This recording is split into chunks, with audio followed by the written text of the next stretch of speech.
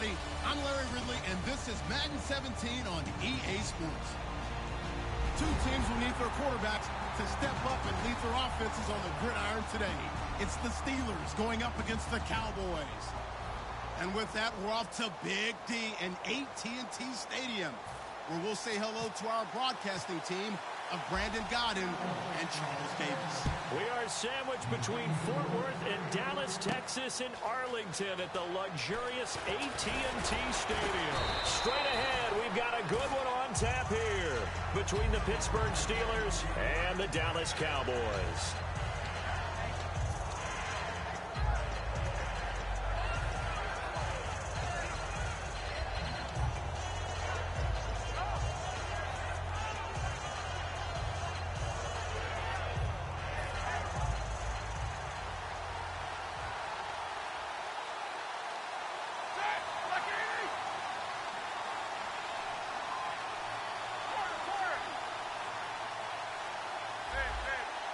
The defensive line disperses a little bit here, maybe expecting a pass. And this one caught by Coates. 5 yards on the catch there, brings up second down.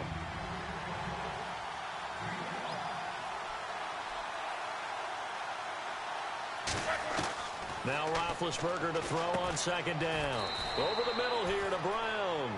They get 6 on the pickup there as the drive will continue. And connection number 1 there on the game, Roethlisberger to Boney Tony. Antonio Brown, that's what his high school teammates used to call him. I wonder what they would call him now. More muscular, more successful Boney Tony Brown, right? I'd say you're probably right. It may be all of that. They'll still call him Boney Tony, but Ben Roethlisberger calls him my #1 target. And now a peek at the starters on the defensive side.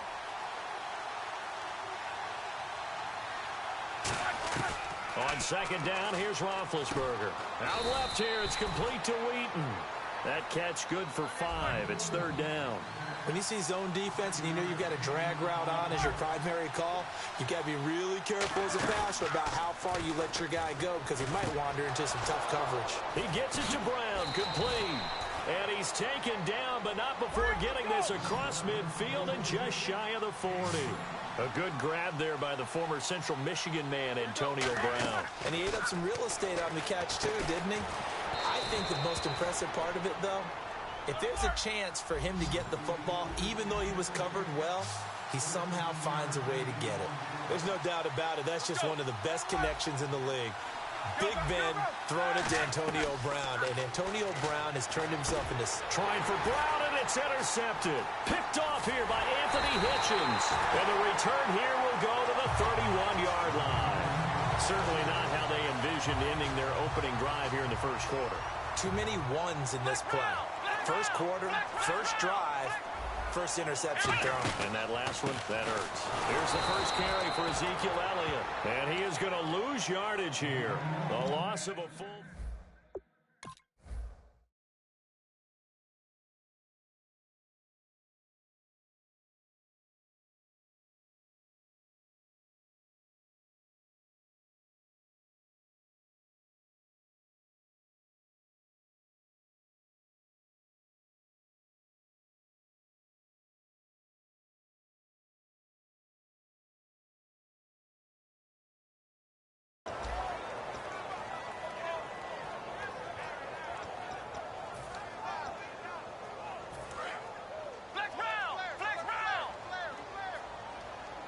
Possible run anticipation. Here's the D-line sandwiches together. Again, it's Elliott. And room to run as he's up past the 35-yard line. Partner, I know you call the play-by-play, but you know your ball. If I throw these numbers at you, all right, 6 yards shy of 2,000 of total yards from scrimmage for a rookie running back. What do you think? Sounds like me in high school. Sounds like you doing it, right? It's really fascinating in what he was able to do. The thing for me, though, he did that as a rookie. Where do you go from here? I mean, can you keep going up from those numbers your sophomore campaign? I think that you can. He's had examples of that preceding him in the NFL. Some guys who are in the Hall of Fame right now. Remember, he had 16 total touchdowns because it's not just his ability to run it. He can catch it out of the backfield as well. No one plays harder than this guy does, down in and down out. I think he's just going to keep getting better.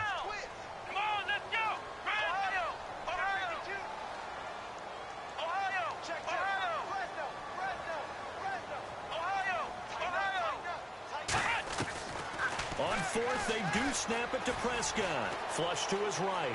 He can run for it, and he will. And he'll go out of bounds, it appears, right at the 45. Give him 10 yards on the pickup, and on 4th down, they're able to convert and move the sticks.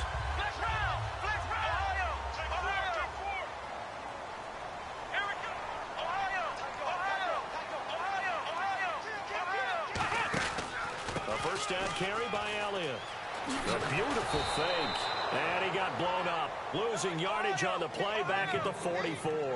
That's going to go as a loss of a yard, and it'll be second down. They tried to run the counter, just that the defense wasn't fooled. And when they're not fooled, you see the end result, because what you're doing there, you mentioned the counter.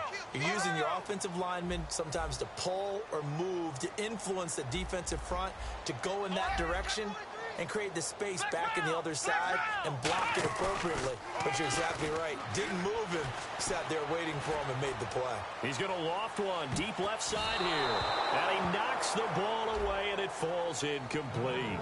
Here's the offense, and I don't know what more you can say at this point in his career about Jason Witten.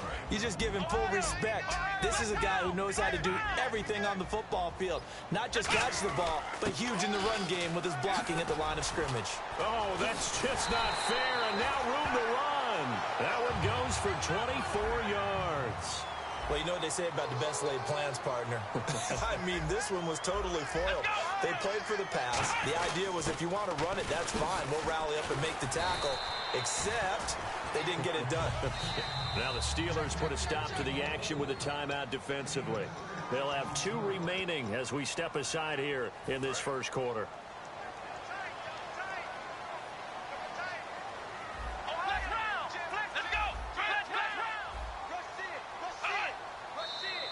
Now some movement before the snap.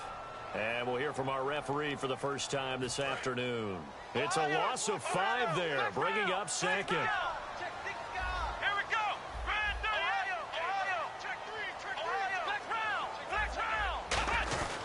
After the penalty, it's Elliott. And he will lose yardage back to the 34-yard line. He lost 2 there, and it's third down. Well, in that play, the expression, don't blink, you might miss something, certainly applied. That was... Now hold everything here. We're going to get a timeout by the offense. They'll have 2 remaining as we step aside here in this first quarter.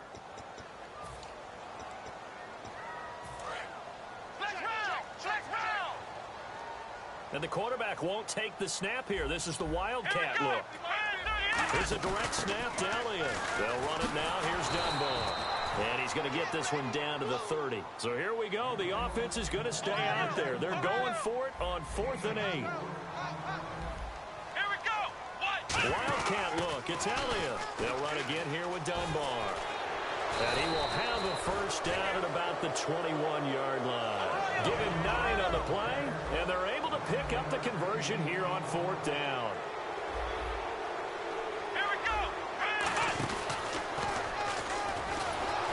And he is going to lose yardage here. That's going to go as a loss of 2, and it'll be second down. And frankly, Brandon, we're talking about things I'm not sure we ever thought we'd talk about in the NFL. And a lot of that is the speed at the linebacker position. A lot of these guys in college, they were safeties. They moved them up to outside linebacker to combat the spread offenses. And now we're seeing it in the NFL. Those same guys using their speed to make plays in the backfield, similar to that one. And he gets the first down yardage before he's brought down just outside the 10 at the 11. I don't know about you, but that almost felt like old-time football there. 3rd and 2 is not necessarily just a running down anymore. A lot of times they want to throw the ball. They went back to the roots and powered forward and got the first down. And a short pickup there down to about the 9. 2 yards on the carry there, and it'll be second down. Sitting alongside Charles Davis, I'm Brandon Gaudin, as it is Cowboy football to begin quarter number 2. They've got a second down and 8 to start things out. And a really long drive here, and it goes on and on.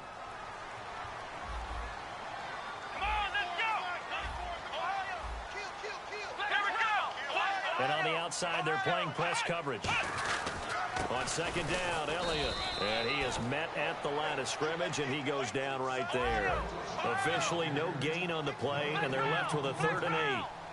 So nothing there. I don't know that that's all in the back, though. You got to look at blocking there, don't you? I would agree with that totally. At some point, they have to win at the point of attack. Instead, it was the defense. And the Steeler pressure too much here. He's going to go down. Javon Hargrave in there to drop him for a loss of 10. And it'll be 4th and long. And how about this? 4th and long, and they're going to go for it. And no press coverage here. They are backing off in the secondary.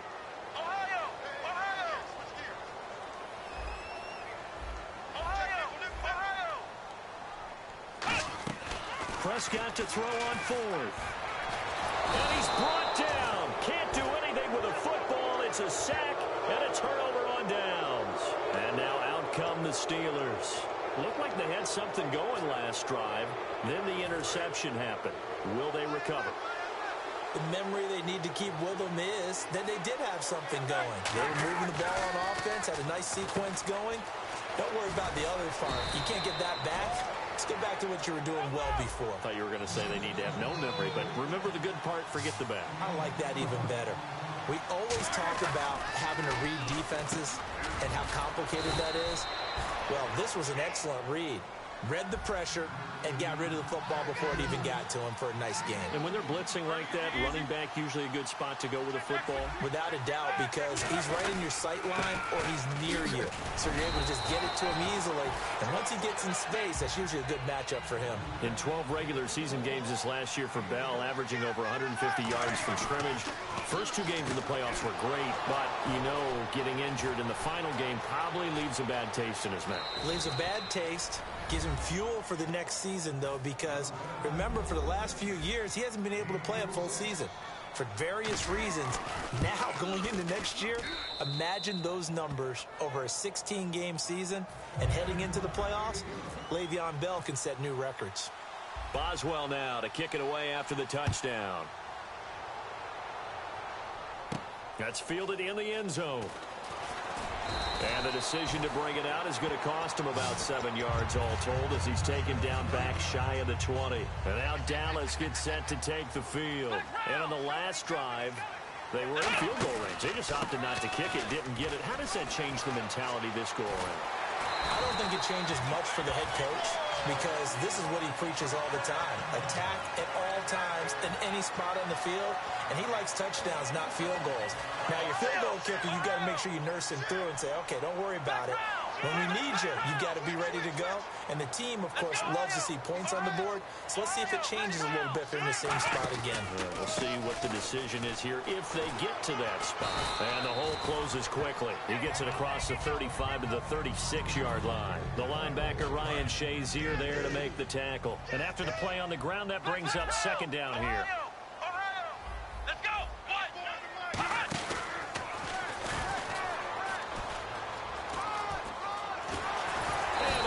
This one across the 45 before he's brought down. Give him 10 yards on that one, and that'll earn him a fresh set of downs. Whenever we meet with coaches and they always talk about wanting to establish running the football, it's oftentimes with a good tight end who can control the line of scrimmage and the point of attack, and they're becoming harder to find because the colleges are giving us a whole lot of receiving tight ends, former wide receivers who can run, not necessarily block very well. In this case, though, we saw 2 tight ends on the field, both of them with the ability to block, and he ran the ball successfully behind that power set. So he loses 3 yards there. Now 3rd down. 2 plays in a row, the defense won, stacking up the running game. They've got to feel good about themselves, but something has to be in the back of their minds. Are we being set up for something big? They've got to be careful. Prescott to throw this time. Buying time to his left. He's going to run, but he's got a long way to go. Now look at this, 4th and 12, and they're going to line up to go for it. And, partner, I would guess that in his headset he was hearing from his coach, it's 3rd down, don't take a sack. And in this case, he's able to avoid the pressure and get out of there. He doesn't get the 1st down, but he does turn a possible loss into positive yardage. Here's Prescott. He's got time. And it is incomplete. Boy, a real head-scratcher there. And the Steelers, they're going to take over an excellent field position. And Pittsburgh getting set to take the field. And they were able to punch it in the end zone last time. They'll be looking to do that again here for the defense. Obviously, they'll be looking to stop them from punching it back in the end zone. It always is punch-counter-punch, isn't it? And which team has the advantage? Well, let's just go back. Last time on offense, they rolled downfield, got into a good rhythm. You can see a little more bounce in and out of the huddle. You can see the sideline really get into the game. So defensively, you're thinking to yourself, how do we take that away from them? How do we get the advantage back? Let's see what they come up with. I think pressure is always the first way to go. You love pressure. I love it. We'll see if they dial it up this drive. Brown, the lone receiver left. Throwing now, Roethlisberger on first down. And this one caught by Coates. 7 yards, the pickup on the pitch and catch. Partner, nothing complicated here. This is just a pretty simple drag route. You're exactly right, Brandon. Instead of throwing it downfield, they just throw it underneath and let the receiver do the work.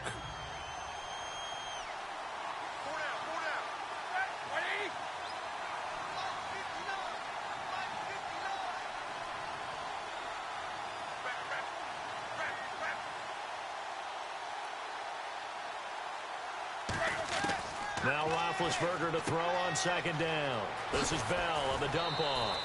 And he's going to take it in for a Steeler touchdown. Le'Veon Bell from 13 yards out. And the Steelers are going to add on to their lead. Getting your back involved, what's the importance there in the passing game? Well, oftentimes you can create mismatches because who's going to cover him? And you get him into space, which is where he likes to operate with the ball in his hands. Oftentimes makes people miss, gets that run after the catch, and off he goes. And into the end zone. And now Dallas gets set to take the field. And last time this unit was out here, costly turnover, and then that turned into 6 points. They've got to make amends. And how many times have we sat in meetings with coaches and they use the term complementary football? Offense take care of the defense, defense take care of the offense. That didn't happen on the last possession. This is a chance for them to pick themselves back up and help their team. Yeah, we'll see if they can recoup and recover. Prescott on the move, and he can't get rid of it. He's taken down. Bud Dupree from that outside linebacker spot. He's able to get in there for a loss of 9. So the D-line's going to spread out. They'll put 2 receivers left, 2 to the right. Now this time he'll look to throw. Steps away to his left. Now he'll throw deep left side. Now a clash of bodies here, and it's intercepted. A great read, and it's picked off. And a big turnover there as his guys will get the football back. Getting set to take the field. And we'll see how this is played. Offensively, they've got the lead. Not a whole lot of time left. What do you think, Charles? Well, it's tempting to try and add to your lead, but a mistake there, that could change.